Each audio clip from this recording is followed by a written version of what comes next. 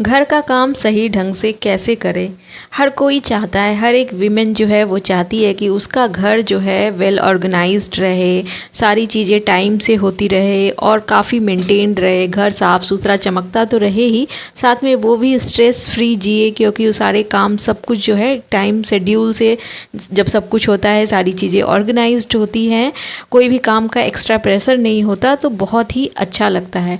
तो छोटे छोटे से टिप्स एंड ट्रिक्स हैं, उनको आप भी फॉलो करके अपनी लाइफ को स्ट्रेस फ्री बना सकती हैं, घर के कामों को सही ढंग से कर सकती हैं। तो सबसे पहले आप सभी का फिर से बहुत बहुत स्वागत है एक नए व्लॉग में। मैं रश्मि आपका फिर से बहुत स्वागत कर रही हूँ। तो आज सुबह सवेरे जो है बच्चों के टिफ़िन से शुरुआत हो रही है। तो यहाँ पे जो है मैंने डेली जो मैं खुद के लिए थोड़ा समय निकालती हूँ वो सारा कुछ हो चुका है, मतलब एक्सरसाइज वगैरह, जो पानी वगैरह मैं पीती हूँ। और उसके बाद जो है बच्चों का टिफ़िन, जैसा कि मैं आपको बताती हूँ हमेशा ही कि एक दिन पहले ही सोच करके सोती हूँ, जिससे कि कोई सुबह उठ करके सोचना नहीं होता। एक्स्ट्रा टाइम जो है मेंटल प्रेशर ना बहुत ख़राब होता है, इसलिए मेंटली स्ट्रेस फ्री होकर के रहती हूँ कि सुबह मुझे मतलब एक फ़िक्स होता है कि यही मुझे देना है। तो आज मैंने सोचा हुआ था, पनीर मेरे पास ऑलरेडी घर का बना हुआ फ्रीज़ में रखा हुआ था, बस उसको सिंपली कद्दूकस किया, उसमें कुछ वेजीज ऐड किए और साथ में प्याज ऐड किया। और यहाँ पे जो है आटा साथ में ही गूँथ लेती हूँ ब्रेकफास्ट के हिसाब से, सब लोगों के हिसाब से। तो प्याज और बिना प्याज वाला एक चीज़ है हमारे यहाँ, एक होती, जैसे हमारे यहाँ लड्डू गोपाल जी और हमारी मदर इन लॉ जो है वो भी प्याज का खाना नहीं खाती है, तो जिस वजह से मैं अलग अलग कर दे रही हूँ। तो सारा आटा जो है जो परात है हमारी, उसको प्याज का नहीं कर रही हूँ, इस वजह से मैं इसको अलग निकाल रही हूँ। और सिंपली इसमें थोड़े से चिली फ्लेक्स और काली मिर्ची और नमक डाल करके ये मसाला रेडी कर लिया है। तो यहाँ बना रही हूँ बच्चों का टिफ़िन। तो चलिए बात करते हैं इसी बारे में कि घर के काम सही ढंग से क्यों नहीं हो पाते। बहुत सारी वीमेंस को देखा है हमने कि दिन भर लगी रहती है, फिर भी घर का काम सही ढंग से नहीं हो पाता। तो पता है सबसे ज़रूरी चीज़ क्या होती है? सबसे इम्पॉर्टेंट चीज़ है समेटना, और सबसे टफ भी यही है। समेटना जो होता है ना, चाहे बिखरा हुआ घर हो, चाहे बिखरे हुए रिश्ते हो, चाहे बिखरी हुई बातें हों, उसको समेटना ना बहुत मुश्किल होता है। तो सबसे पहले हमें देखना ये है कि इतना बिखरे ही क्यों जो हमें समेटने में टाइम लगे। चाहे वो बातें ही क्यों ना हो, हम वैसी बातें ही क्यों करें किसी से। जैसे कि जब हम किसी से बात करते हैं बिना मतलब का, जैसे कि मान लीजिए एक एग्जांपल के तौर पे मैं बता दूं कि जैसे कोई भी पड़ोसन है या आपकी कोई दोस्त है या कोई भी रिलेटिव हो, जब आप उससे घंटों फ़ोन पे लगे रहेंगे या सामने खड़े होकर के, गेट के पास खड़े होकर के अपने पड़ोसन से बात कर रहे हैं, 2-2 3-3 घंटे अगर आप खड़े होकर ऐसे ही बातें करते हैं, तो जनरली रोज़ तो आप ये पूछेंगे नहीं कि क्या बनाया, क्या खाया।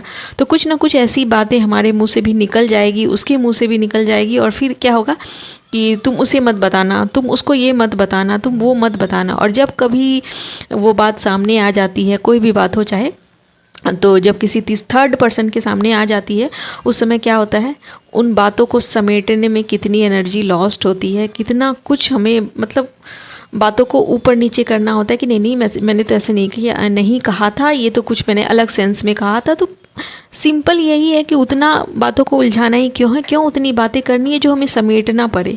तो ये हुई यहाँ पे बातें।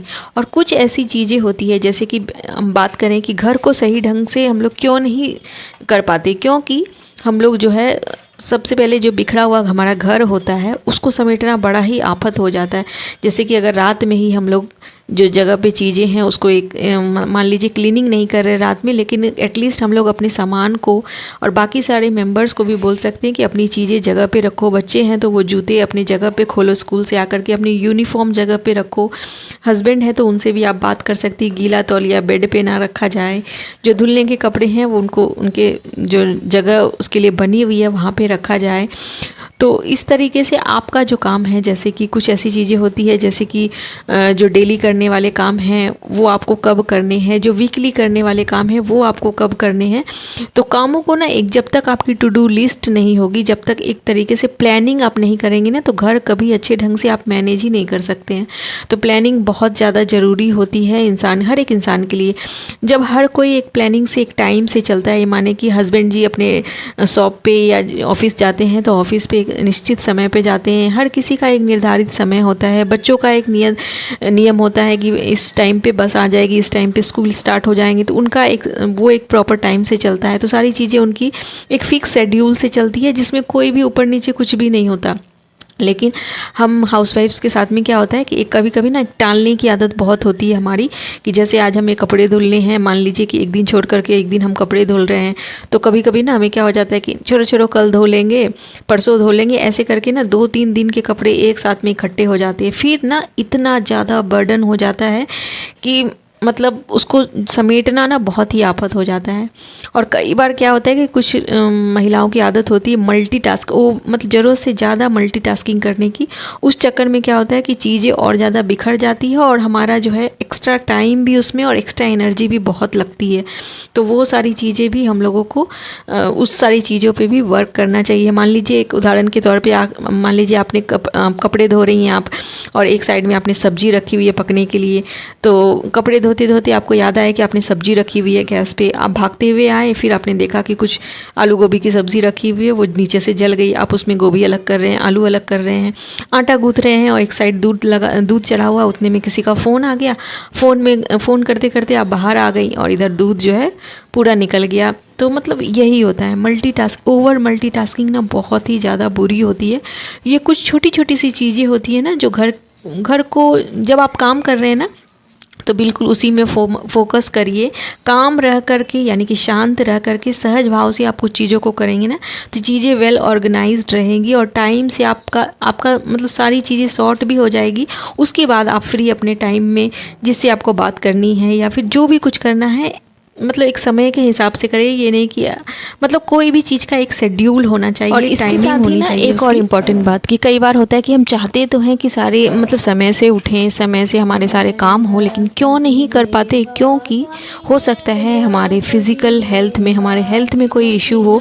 कई बार जो होता है हमें सुबह उठते ही काफ़ी आलस आता है, हो सकता है कई बार सर भी घूमने लगता है, मतलब कुछ ना कुछ अगर कुछ वैसा लगता है हमें, तो अपना ध्यान, खुद से प्यार करना, यानी कि अपना ध्यान, मतलब आपको रेगुलर चेकअप के लिए जाना चाहिए। अगर आपको थोड़ा भी कुछ लग रहा है, कुछ पीरियोडिक प्रॉब्लम भी हो सकती है, लेडीज़ में हार्मोनल चेंजेस भी होते हैं, तो आप इस तरीके से अपना ध्यान रखें और मतलब रेगुलर चेकअप करवाएं। और कुछ ना कुछ हो सकता है कि फ़िज़िकल इशू हो आपको, जिस वजह से जो है आपका मन ही ना करता हो समय से कामों को करने का, आलस आता हो ज़रूरत से ज़्यादा ही, मतलब होता है कई लेडीज़ में। और कई बार हम उसको मेंटल प्रेशर इतना बना देते हैं ना, मतलब कामों को जो जमा करने की हमारी आदत होती है, टाल मटोल की आदत, जिस वजह से वो एक्स्ट्रा बर्डन जो हमारे ऊपर पड़ता है ना, जिस वजह से हमारा घर सही ढंग से नहीं चल पाता और वेल ऑर्गेनाइज चीज़ें नहीं होती है, काफ़ी झंझलाहट होती है जिस वजह से। तो सब ये छोटे छोटे से टिप्स एंड ट्रिक्स फॉलो करिएगा ना, तो आप भी मतलब एक ऐसी हाउसवाइफ बनेंगी कि लोग देख करके कहेंगे कि वाह क्या हाउसवाइफ है, कितनी कूल एंड काम रहते हुए भी घर के कामों को इतने अच्छे तरीके से करती है। तो चलिए यहाँ पे बता दूं कि सुबह से शुरुआत हुई थी, उसके बाद जो है सारे काम वगैरह, मतलब जिस तरीके से फूल वगैरह तोड़ना करना सब कुछ कर लिया था, पूजा भी मेरी हो गई थी। और आज जो है बृहस्पतिवार का दिन था, तो डेली हर थर्सडे को हमारे यहाँ हम लोग जो है कथा करते हैं। तो आज जो है हमारी जो भाभी है उनको अपने मायके के लिए भी निकलना था, क्योंकि राखी आने वाली है, तो बहुत ही स्पेशल दिन है बहनों के लिए। अपने भाइयों के यहाँ जा कर के राखी बांधना बहुत ही सौभाग्य की बात है। तो इस बार जो है वो अपने जा रही हैं भाई के यहाँ, मतलब अपने मायके जा रही हैं भाभी। तो बस मैं फटाफट से यहाँ कथा कर ले रही हूँ। उसके बाद जो है उनका टाइम हो गया था, तो सबने नाश्ता वगैरह कर लिया था, बस मैं ही थोड़ा अपनी पूजा पाठ करने के बाद जा कर के करूँगी। तो भाभी यहाँ पे फाइनली निकलने वाली है, तो बस मैं मतलब जो हमारे यहाँ जैसे धोख वगैरह खाना होता है, फिर उनको विदा करके आती हूँ। और फिर जो है थोड़ा अजीब सा ही लगता है जब घर से कोई जाता है, तो खैर अच्छा लग रहा था कि चलो थोड़े दिन के लिए हर किसी को ब्रेक चाहिए, हर एक गृहिणी को ब्रेक चाहिए। और मायके की तो खैर बात ही क्या है, सुपर चार्ज हो करके आना मतलब एक चार्जर का काम करता है। जैसे कि मोबाइल की बैटरी जब लो होती है ना, तो चार्जर लगाते हैं हम लोग, चार्ज करते हैं उसको चार्जर में, तो उसी तरह मायका जो होता है हमारा बिल्कुल इसी चार्जर का काम करता है। तो साल में 1 या 2 बार हर किसी हाउसवाइफ का हक है जाना, भगवान करे हर किसी का मायका जो है वो बना रहे। तो बस यहाँ पे भाभी निकलने वाली है, बस मैं जो है मेरे पाठ वगैरह हो गए यहाँ पे। तो बस अब जो है जो कथा हम लोग करते हैं, इसके अंदर गुड़ और चना दाल और फूल डाल करके इसको जो है सींच करके आ जाऊँगी। केले का पेड़ है, पहले हम लोग केले के पेड़ में ही किया करते थे, लेकिन अभी जो है घर में जिस तरह से रेनोवेशन का काम वगैरह हो रहा है, तो काफ़ी जैसे थोड़ा मेस वगैरह होता है, गंदगी होती है, तो जिस वजह से अभी नहीं जाते वहाँ पर बैठ करके करने। और मच्छर भी काफ़ी आ जाते हैं इस सीज़न में, अभी बरसात का मौसम चल रहा है, तो बस यहाँ पे प्रसाद ले रही हूँ और भाभी को भी दे रही हूँ।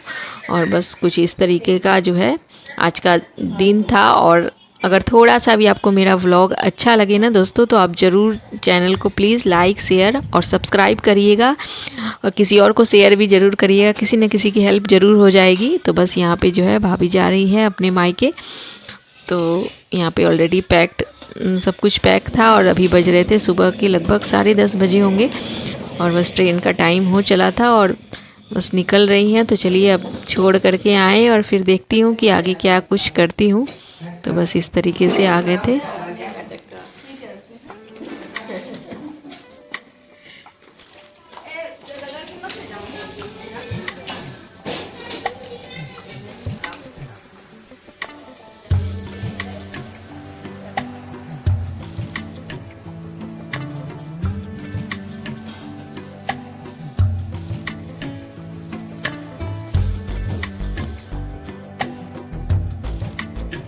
तो उसके बाद मैंने लंच वगैरह हल्का फुल्का सा ही कुछ बनाया। और उसके बाद बच्चे भी आ गए थे स्कूल से, फिर वो सारे काम किए। और काफ़ी जब घर से कोई जाता है ना, तो काफ़ी अजीब सा ही लगता है। काफ़ी उस दिन तो बिल्कुल मन ही नहीं लगता, जब आपको जॉइंट फैमिली में रहने की आदत हो जाए और ख़ासकर आपकी बॉन्ड अच्छी हो ना आपस में, जैसे देवरानी जेठानी या कभी कभी मदर इन लॉ के साथ भी आपका कनेक्शन हो। तो वैसा मैं जब से आई हूँ तो मेरा और भाभी का एक अलग ही कनेक्शन है। तो जिस वजह से जब कभी भी मैं भी कभी जाती हूँ या वो भी कहीं कहीं जाती है, तो काफ़ी सूनापन सा हो जाता है। जैसे लगता है क्या कि जैसे बहनें जब बिछड़ती हैं तो वैसा बिल्कुल लगता है। तो बिल्कुल फिर मन नहीं हुआ कि कुछ भी ब्लॉग वगैरह बनाऊँ। और उसके बाद फिर मैं थोड़ी देर के लिए सो गई थी, थोड़ा बहुत लंच वगैरह। और खाना भी रात का मैंने जल्दी ही बना लिया था, बिकॉज़ कि मुझे आज जो है अपना लाइव भी करना था। तो लाइव में आप जानते ही हैं कि डेली कुछ ना कुछ कोशिश करती हूँ कि रेसिपीज़ वगैरह शूट करूँ। तो आज मैंने रक्षाबंधन स्पेशल बहुत ही 10 मिनट्स के अंदर बनने वाली रेसिपी शूट की है। आप वहाँ जा कर के देख लीजिएगा लाइव में। कलाकंद बहुत ही इंस्टेंट बनते हैं, सिर्फ़ और सिर्फ 1 कप दूध से मैंने वहाँ पे बनाया है। और बच्चों के लिए बहुत ही हेल्दी सा एक टिफ़िन बॉक्स रेसिपी भी वहाँ पे शेयर करी है, तो आप जा कर के वहाँ से देख सकते हैं। अभी मैंने थोड़ी देर पहले लाइव थी मैं, और बस अभी जो है बस आ कर के बैठी हूँ। और उसके बाद बस अब डिनर का काम होगा।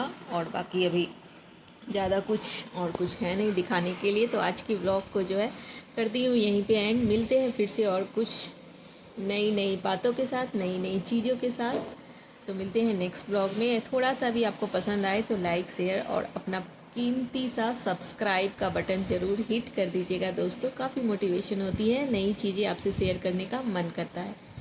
Bye bye.